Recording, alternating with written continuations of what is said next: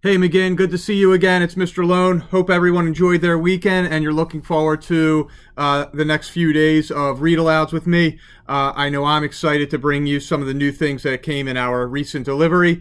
And one of the things that I was excited to open up to was the next part of Adam Rubin's series, Those Darn Squirrels. And this is Those Darn Squirrels and the Cat Next Door. Definitely a book that's going to make you laugh. I love the original and how the old man is just cranky. And I hope you enjoy this one too.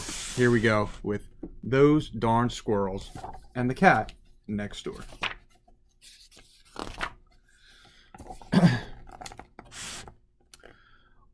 Old man Fuquire lived on the edge of the forest, just outside of town. He was a terrible grump, and in the wintertime, he was even grumpier than usual. Whenever it snowed, he would shut his eyes tight and think of summer. He missed sunshine, suntan lotion, and weenie roasts. But most of all, he missed the birds who flew south when it got cold.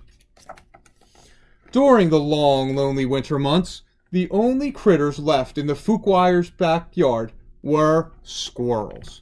Now, not many people know this, but squirrels are the champions of the forest. They are craftier than beavers, smarter than foxes, and swifter than rabbits. They are also full of mischief.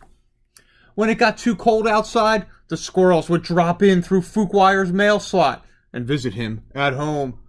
They'd warm themselves by the fire and finish the old man's crossword puzzles.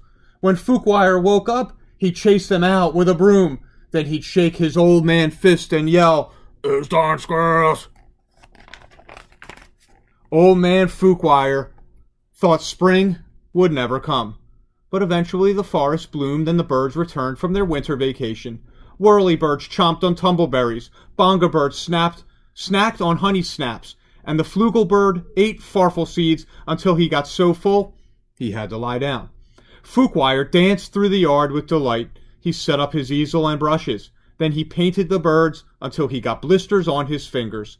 Tired and happy, the old man went inside for a quiet afternoon snack. Suddenly, kaboom! Old man Fuquire spilled cottage cheese all over his suspenders. Kablam! The flugelbird fell out of his nest. Kablooey! The squirrels had to restart their annual chess tournament. The noise was coming from the house across the stream. It was the sound of a small woman unloading enormous crates and moving in. Fuquire's new neighbor was little old lady Hugh, the town baker. The only thing sweeter than the pies Hugh baked was the little old lady herself. Everyone in town loved her, but no one could stand her cat Muffins. He was a real jerk. Hugh didn't see things that way. She thought Muffins was a cuddly honey bunny, but after the infamous poodle incident, she decided to move to the forest so that her cat could make some new friends. After unpacking her crates, little old lady Hugh baked a tumbleberry pie. Then she and Muffins went to say hello to their new neighbor. Fuquire despised conversation, so he hid behind the drapes. The squirrels were scared of the cat, so they hid inside the drain pipes. The birds weren't sure why everyone was hiding, but they stuck themselves down the chimney, just to be safe. Eventually, Hugh got tired of waiting for Fuquire to answer the door. She walked around front, pushed the pie through the mail slot, and went home. Normally, old man Fuquire hated pie, but this one smelled delicious. He took a deep whiff and closed his eyes. And when he opened them, the squirrels were licking the plate clean. "Those darn squirrels!" shouted Fuquire.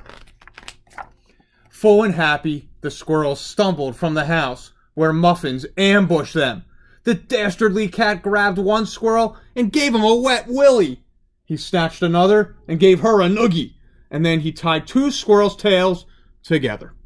Luckily, little old lady Hugh returned before Muffins could do more. She scooped him up and scratched him under the chin. "Come now, Schnookums," she cooed. "It's time for dinner.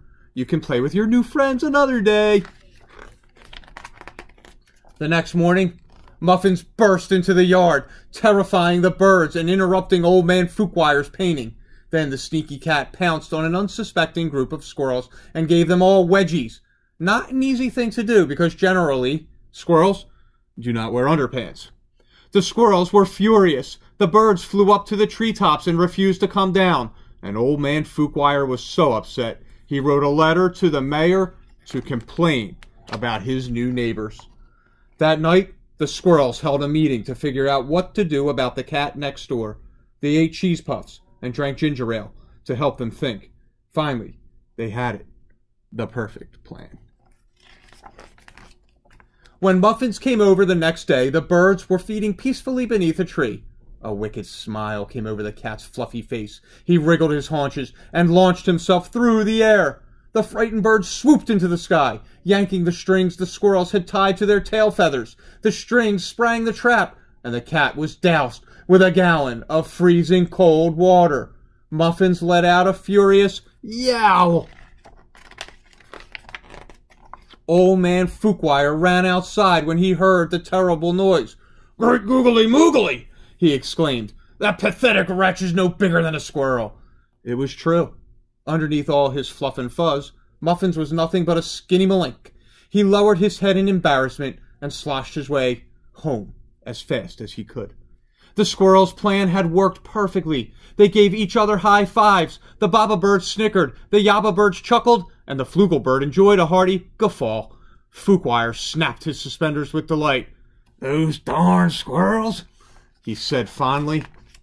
Old man Fuquire never warmed up to his new neighbors. He was a grump, after all. The little old lady Hugh became quite good chums with the birds and squirrels.